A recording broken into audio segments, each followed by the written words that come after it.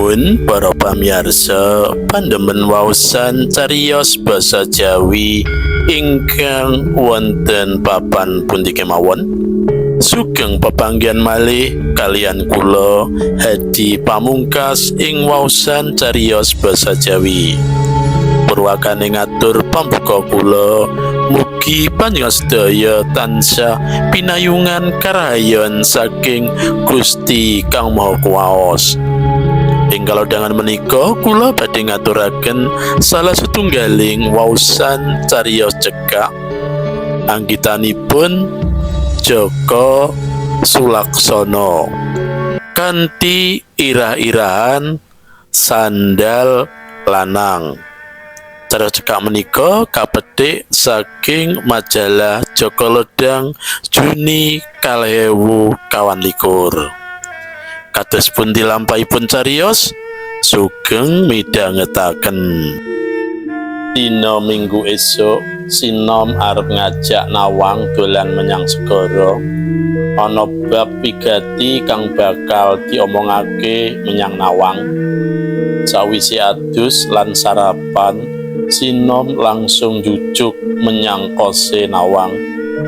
Bocah loro kuwi suwe ora ketemu amarga Sinom nembe wae rampung KKN. Pondene Nawang lagi mangsane nggarap skripsi.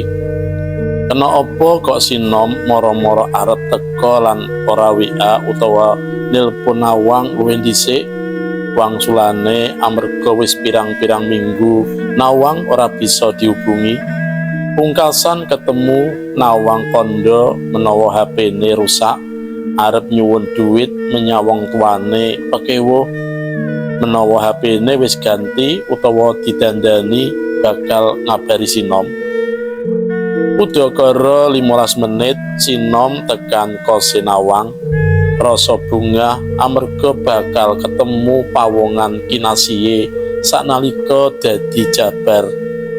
Saibo kagete Sinom nalika weruh ana sandale wong lanang werna kuning ana ing ngarep kamare Nawang. Sakala atine Nawang dadi kemropok, emosi kringete moro-moro padha metu. Senajan kaya mangkono rasane Sinom tetep ngendhaleni pangigit-igite. Sinom wegah gawe rame ana ing kos kono. Mula Sinom banjur metu lan ngematke sapa wong lanang kang ngleboni kamare yange kuwi. 10 menit, 20 menit, 30 menit babar blas durung ana wong lanang kang metu saka kamare Nawang.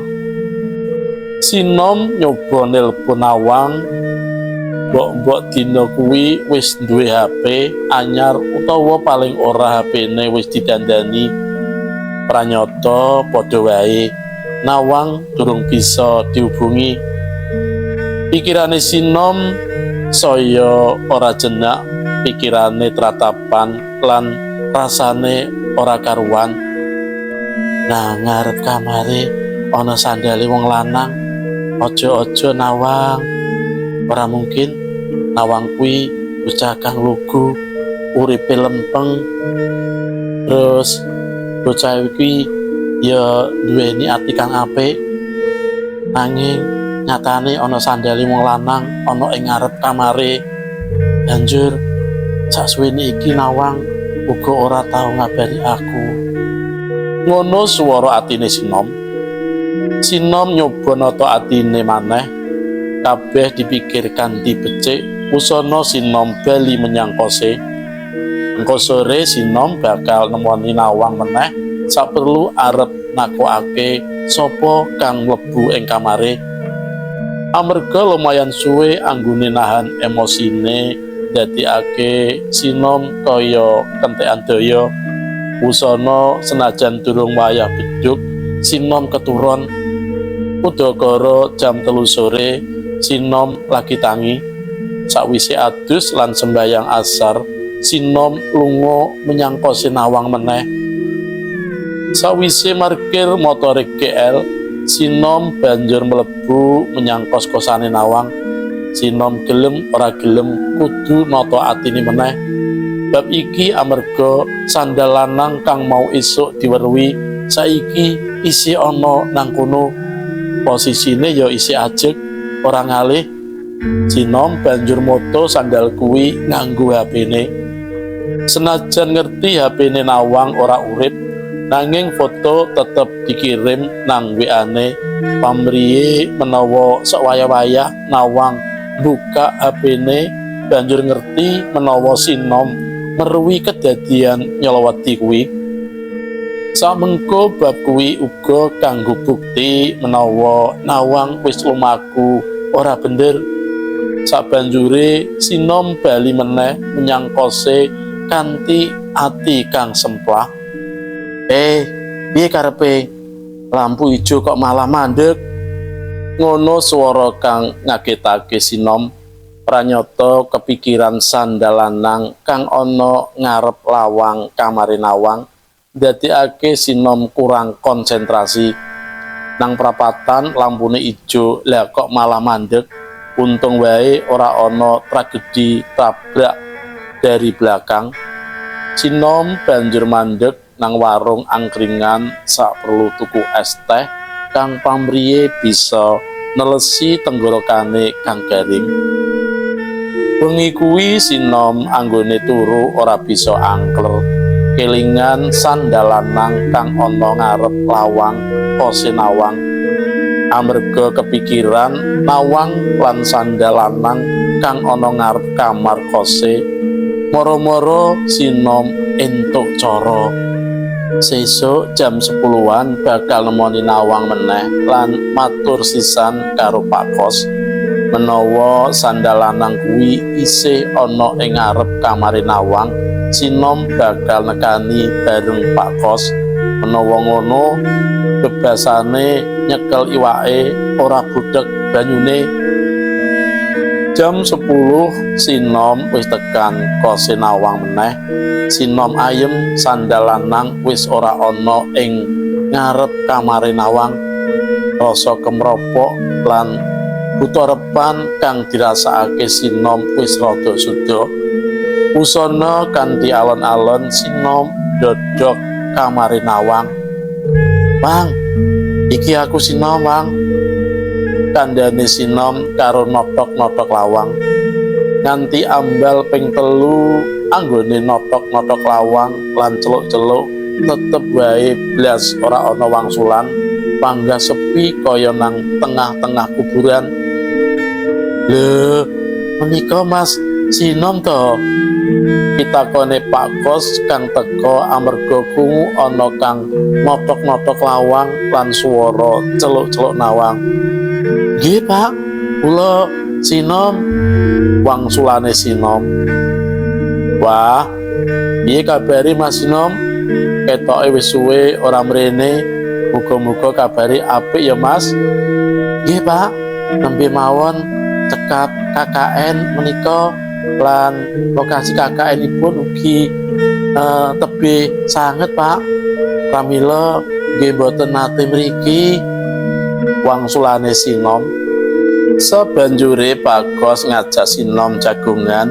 Sajane Sinom ora gelem, ananging menawa nampik pangajake uga ora pakewuh. Usana Sinom lan Pak Kos ngobrol werna-werna. "Pak, ngapunten badhe nyuwun pirsa nggih. Sejatosipun kula dinten Minggu kala wingi sampun mriki ping kalih badhe manggi Nawang. Amargi boten saged dipunhubungi, kula langsung mriki. Nanging saebo kaget kula, Pak, amargi wonten ngajeng kamaripun Nawang wonten sandal lanang, Pak. Sonten kula mriki malih sandalipun ugi tasih wonten mriku. Menika sinten nggih, Pak?" Sinom matur kaya ngono, sapa ngerti Pak Kos ngerti sapa wong lanang kuwi. "Oh alah kuwi to Mas, sandal lanang kang wingi ana ngarep kamare Nawang kuwi sandalku Mas. Apa Mas Sinom ora kelingan menawa Nawang wis ora kos, wis bali menyang omahe?" Sakwise Mbak Nawang pindah kos, kamar banjur tak resiki. Pancen sandalku isih tak critakake ana kono. Krungu pangandikane Pak Kos, Sinom lagi kelingan. Bener pangandikane Pak Kos, pas kae Nawang tau kandha menawa sedelok meneh dheweke bakal bali ora kos meneh. Tujune wingi aku bisa nata ati lan ngendhaleni emosi, batine Sinom. Sawise rada suwe, Sinom banjur pamit lan bakal nemoni Nawang menyang omahe.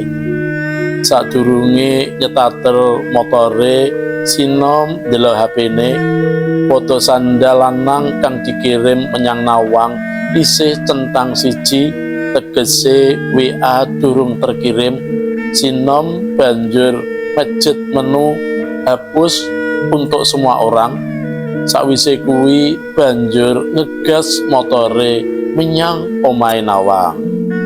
Dening Jaka Sulaksana sandal lanang. Mekaten para pamirsa demen waosan cariyos cekak, muga kemawon cariyos kala wau saged dados panglipur manah panjenengan sami. Matur nuwun rayu ing pinanggih lan saged dipun tenggo cariyos salajengipun.